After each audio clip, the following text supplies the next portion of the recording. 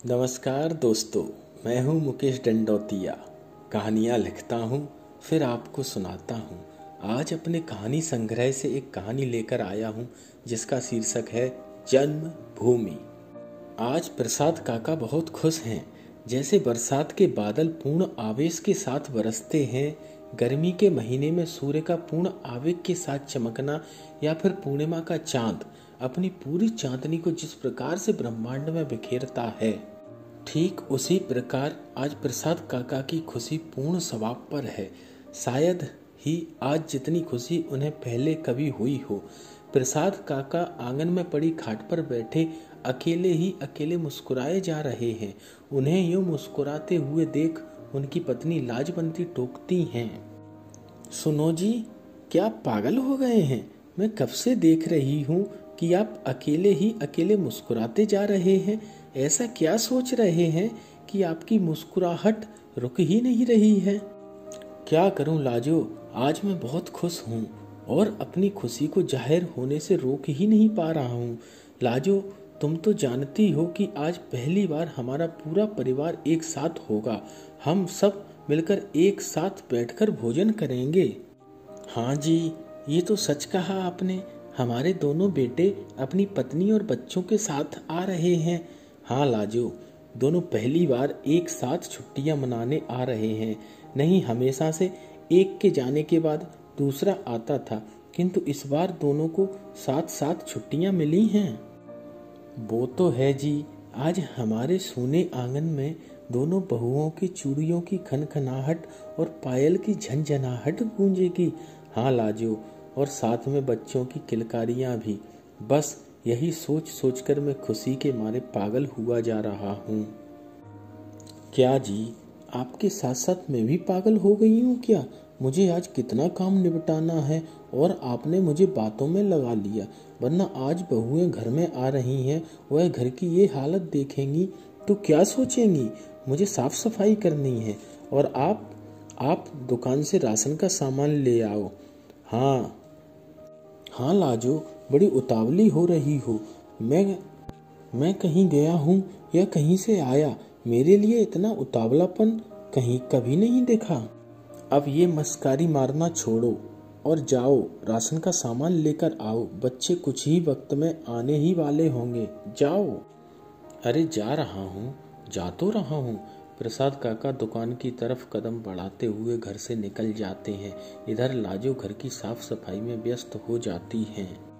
प्रसाद काका पिछड़ी जाति के होते हुए भी सवर्णों के इस गांव में सम्मानीय व्यक्ति हैं। गांव के बच्चे, जवान, वृद्ध या फिर महिला ही क्यों न हो, सभी उन्हें सम्मान से प्रसाद काका ही कहकर संबोधित करते हैं। वैसे तो लगभग पूरा गांव ही सवर्णों का है, किंतु कुछ बाखरें पिछड़ी जाति के लोगों की भी हैं। उनमें से एक बाखर प्रसाद काका की भी है। प्रसाद काका ने 75 वसंत अपने इस गांव में बिता लिए और इन 75 वसंतों में कभी उन्होंने किसी के साथ द्वेष नहीं रखा। उन्होंने हमेशा सभी के साथ प्रेम भाव और सभी को सम्मान दिया है, और शायद इसीलिए पूरे गांव के हर सदस्य के दिल में प्रसाद काका के लिए सहानुभूति और प्यार था। सवर्णों के बच्चे और जवान उनका सम्मान ऐसे ही करते थे जैसे वह अपने परिवार के बुजुर्गों का करते हैं। प्रसाद काका के 2 बच्चे थे, धर्मपाल और करमपाल। धर्मपाल दिल्ली के एक सरकारी कॉलेज में प्रोफेसर है और करमपाल भोपाल में सरकारी इंजीनियर है। दोनों ही सरकारी नौकर हैं। दोनों ही की शादी हो चुकी है और दोनों बाल बच्चे वाले हैं। हर साल धर्म और कर्म अपने गांव माता पिता के साथ छुट्टियां बिताने 15 दिन के लिए आते हैं। हमेशा से एक की छुट्टियां खत्म होने के बाद एक को मिलती थी, इसीलिए कभी भी उनका परिवार एक साथ इकट्ठा नहीं हो पाता था। किंतु इस बार दोनों को साथ साथ छुट्टियां मिल गईं और आज दोनों एक साथ एक ही दिन गांव आ रहे हैं। आज प्रसाद काका का पूरा परिवार एक साथ इकट्ठा हो रहा है। आज प्रसाद काका और उनकी पत्नी लाजो बहुत खुश हैं। उनकी खुशी आज ख्वाबों के पंख लगाकर उड़ रही है। प्रसाद काका राशन का सामान लेकर घर आ गए और पत्नी को सामान देते हुए कहते हैं कि ये ले लाजो तेरे रसोई का सामान, अब तू रोटी बना मैं तो छत पर जाकर थोड़ी हवा खाता हूँ। ठीक है, जाओ। प्रसाद काका छत पर जाकर बैठ जाते हैं। इधर लाजू रसोई के काम में जुट जाती हैं। वह आज अपने दोनों बच्चों की पसंद की सब्जियां बना रही हैं। एक को आलू की सब्जी पसंद है तो एक को कैरी की लौंजी। दोनों की पसंद अलग अलग होने के कारण आज उसे बहुत मेहनत करनी पड़ रही है। आज उसकी शरीर की मेहनत में आत्मा की संतुष्टि साफ झलकते हुए देखा जा सकता है। उसके माथे के पसीने भी उसकी मुस्कुराहट में चार चांद लगा रहा है। उसके माथे पर पसीने के कण हीरे की तरह चमक रहे हैं। लाजू मुस्कुराहट को कायम रखते हुए भोजन बनाने में व्यस्त है।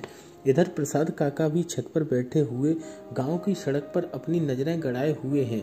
वह बैठे बैठे सोच रहे हैं कि कब गाड़ी आए और कब वह अपने पोता पोती को देखें, उन्हें अपने हाथों में लेकर झुलाएं। और इसी तरह सोचते सोचते प्रसाद काका पुरानी यादों में खो जाते हैं। वह यादें के उस भंवर में चले जाते हैं जिस वक्त उन्होंने अपने बच्चों को पढ़ाया था। कितनी मुश्किलों का सामना किया जब उनके बच्चों की पढ़ाई चल रही थी। प्रसाद काका को अपने बच्चों को पढ़ाने में बहुत मुश्किलों का सामना करना पड़ा था। उन्होंने अपने बच्चों की प्रारंभिक शिक्षा भी पास ही तहसील के एक प्राइवेट स्कूल से आरंभ की। अपनी 5 बीघा जमीन में दिन रात मेहनत करके उनकी पत्नी ने अपने बच्चों को पढ़ाया था। मुश्किलें तो तब बढ़ गई थीं जब दोनों ने स्कूली शिक्षा खत्म कर शहर के महाविद्यालय में दाखिला लिया। एक साथ दोनों के कॉलेज की फीस भरना उनके लिए असंभव था, किंतु उन्होंने असंभव को संभव किया। दोनों को कॉलेज में दाखिला दिलाया, उनकी फीस भरी। उन्हें वह दिन अच्छी तरह याद है कि जब उन्होंने पहली बार महाविद्यालय की फीस के लिए पैसे एकत्रित किए। लाजू, धर्मपाल की फीस के लिए तो ये पैसे हो जाएंगे, किंतु कर्मपाल के लिए अब हम पैसे कैसे इकट्ठे करें?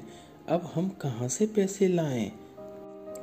जी, हमारे पास जो कुछ पैसे थे वो तो यही थे। लाजू, अगर तुम बुरा न मानो तो एक बात कहूँ। जी, बुरा मानने वाली क्या बात है?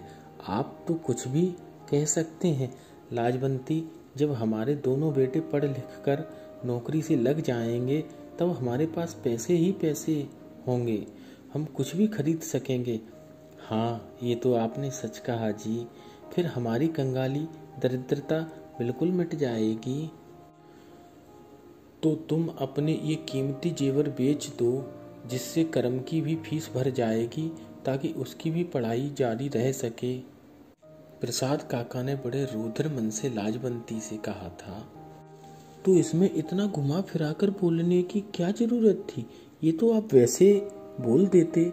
मेरे बच्चों के भविष्य के आगे इनकी क्या कीमत है? और लाजवंती अपने जेवर जो पहने थी सब उतार कर दे देती है। फिर प्रसाद काका से कहती है कि जाओ, इन्हें बेचकर दोनों बच्चों का दाखिला दिला दो।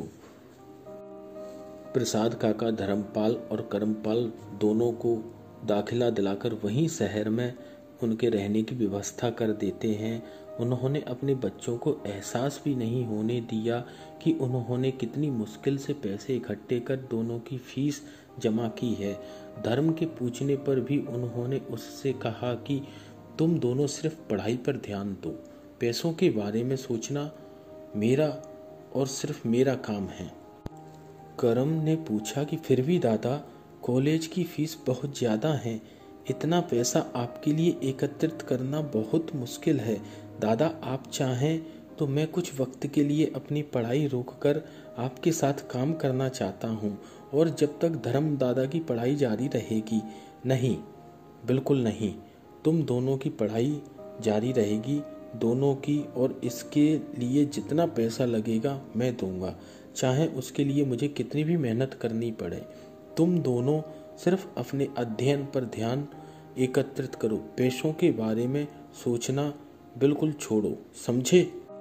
जी दादा, प्रणाम दादा, खुश रहो। अपने दोनों बेटों को आशीर्वाद देकर प्रसाद काका गांव लौट आए। 3 साल प्रसाद काका और लाजवंती दोनों ने मिलकर खेतों में काम किया, दिन रात मेहनत की।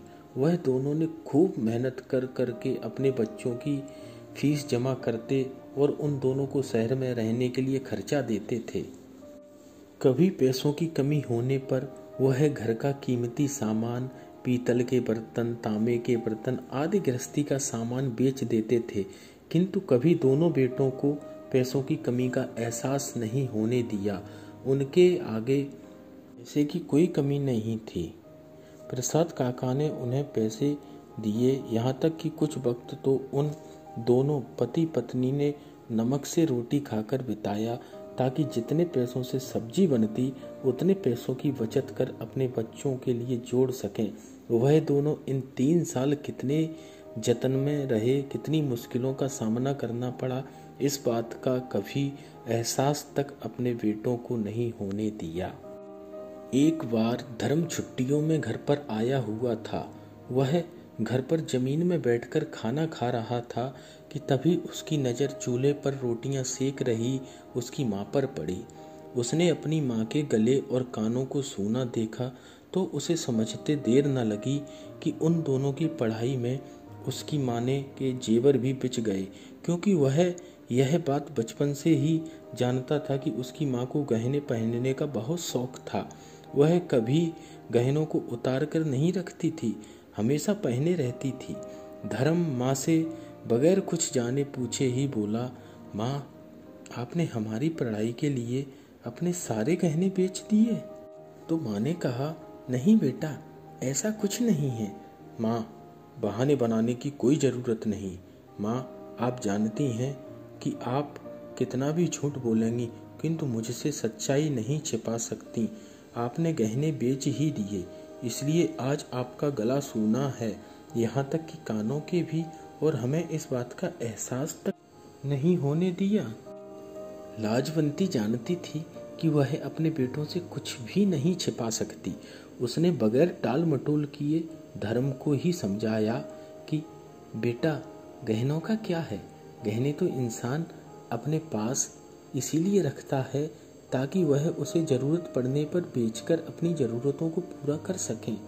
हमें तुम्हारी फीस के लिए पैसों की ज़रूरत थी तो हमने बेच दिए, और रही बात मेरे पहनने या ना पहनने की, तो तुम दोनों की नौकरी लगते ही मैं खूब सारे गहने बनवा लूँगी।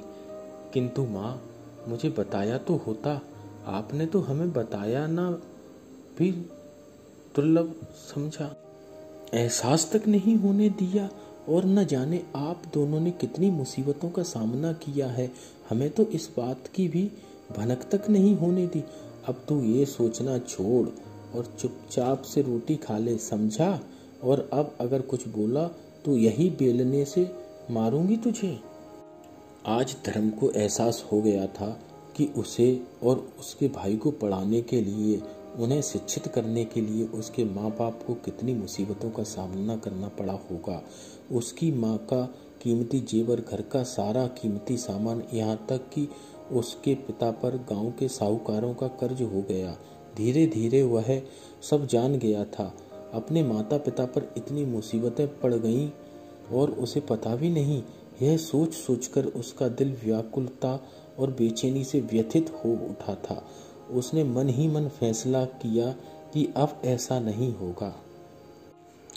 चूंकि धर्म की स्नातक की डिग्री तो पूर्ण हो चुकी थी, उसने अब अपनी और अपने भाई की आगे की पढ़ाई जारी रखने के लिए स्वयं ही कुछ करने की ठानी। उसने एक स्कूल में पढ़ाना चालू कर दिया और साथ ही एक कोचिंग क्लास खोलकर बच्चों को ट्यूशन पढ़ाने लगा। धर्म अब इतने रुपए कमाने लगा कि वह अपनी और अपने भाई की पढ़ाई जारी रख सके। इसके लिए उसे बहुत मेहनत करनी पड़ती थी। पहले स्कूल में पढ़ाना, फिर कोचिंग क्लास लेना, उसके बाद स्वयं की पढ़ाई पर ध्यान देना, उसे बहुत मेहनत करनी पड़ती थी। किंतु वह संतुष्ट था, क्योंकि उसकी मेहनत से उसके माता पिता की मुसीबतें कम जो हो गईं, यह सोचकर वह अपने दिल को सुकून से भरा महसूस करता। उसकी आत्मा को आंतरिक शांति और संतुष्टि मिलती। वक्त इसी तरह गुजरता गया और आज प्रसाद काका के दोनों बेटे सरकारी नौकर हैं। धर्मपाल दिल्ली के एक कॉलेज में प्रोफेसर है और करम इंजीनियर है। दोनों शादीशुदा और बाल बच्चे वाले हो गए हैं। धर्मपाल ने दिल्ली में ही अपना मकान बना लिया। वह अपनी बीवी और बच्चों के साथ वहीं रहता है। साल में एक आध बार 10-15 दिन के लिए वह बच्चों के समेत गांव जरूर आता है। इसी प्रकार करमपाल भी, उसने भी अपना मकान भोपाल में बना रखा है। वह भी अपने बच्चों के साथ भोपाल में ही रहता है। धर्म की तरह वह भी 15 दिन के लिए गांव छुट्टियां बिताने आता है, किंतु इस बार दोनों साथ आ रहे हैं। वैसे तो प्रसाद काका और लाजवंती भी जब जी चाहता है अपने बच्चों के पास रहने चले जाते हैं, किंतु शहर के माहौल में दोनों को अच्छा न लगने के कारण ज्यादातर वह दोनों अपना समय गांव में ही बिताते हैं। यादों में खोए हुए प्रसाद काका को लाजवंती जी नीचे से आवाज देती हैं, सुनो जी, कहाँ हो, कहाँ खो गए। तभी प्रसाद काका चौंक कर यादों से बाहर निकलते हैं और आंगन की तरफ झांकते हैं तो चौंक जाते हैं। आंगन में उनके दोनों बेटे और बहुएं और बच्चों के साथ खड़े हैं। उनके कुछ बोलने से पहले ही उनके पोते उन्हें दादाजी कहते हुए उनके पास आ जाते हैं। प्रसाद काका अपने दोनों पोतों को एक साथ उठाकर गले से लगाते हैं तो उनकी आंखें झलझला आती हैं। उनकी आंखों में आंसू देखकर उनका एक पोता कहता है, दादाजी आप रो क्यों रहे हैं। अब उन मासूम बच्चों को यह कैसे समझाएं कि यह रोना नहीं बल्कि खुशी के आंसू हैं जिन्हें वह रोक नहीं पा रहे। तभी प्रसाद काका के दोनों बेटे और बहुएं उनके पास आकर पैर छूकर उनका आशीर्वाद लेते हैं। प्रसाद काका का पूरा परिवार एक साथ आंगन में बच्चों के खेलने की आवाज गूंज रही है। उनका घर आज ऐसा प्रतीत हो रहा है मानो सूखे वृक्ष पर हरियाली की चादर चढ़ गई है और उस वृक्ष में हरी भरी पत्तियों के साथ फूल फल खिलने लगे हैं। कब पोतों के साथ खेलते और कब बहुए बेटों से बातें करते पता ही नहीं चलता। कब सुबह से शाम और शाम से सुबह हो जाती पता ही नहीं चला। एक दिन एक पल की भांति कट रहा है। प्रसाद काका सोचते हैं कि काश ये वक्त यहीं थम जाता और मैं यूं ही खुशी खुशी अपने बच्चों के साथ अपना अंतिम समय बिताता, किंतु यह संभव नहीं है। यह बात तो प्रसाद काका भी अच्छी तरह जानते हैं, किंतु वह भविष्य की बजाय वर्तमान में जीना पसंद करते हैं। चंद दिन हंस खेल कर बच्चों के साथ बिता लें, यही उनके लिए काफी है।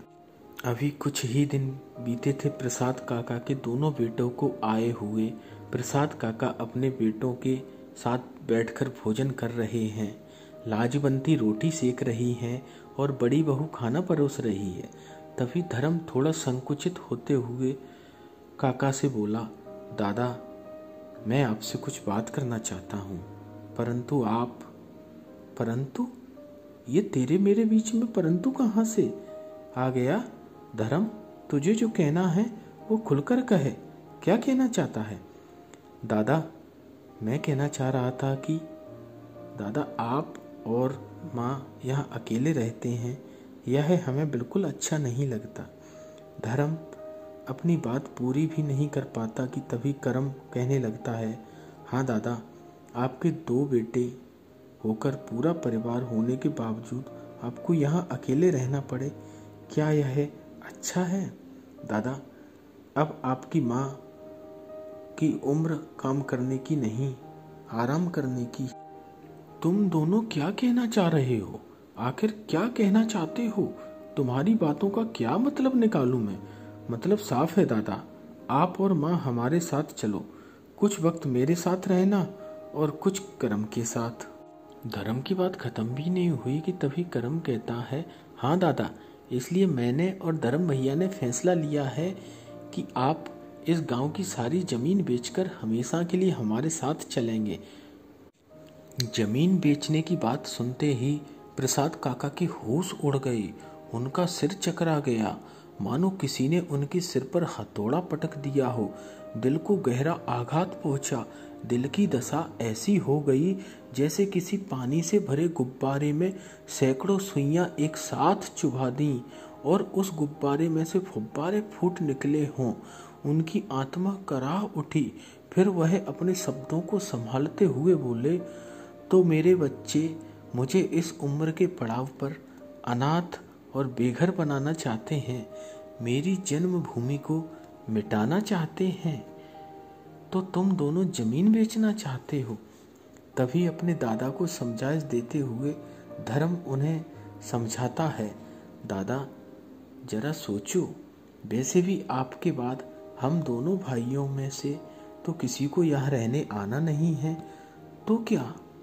बोलो बेटा, बोलते जाओ।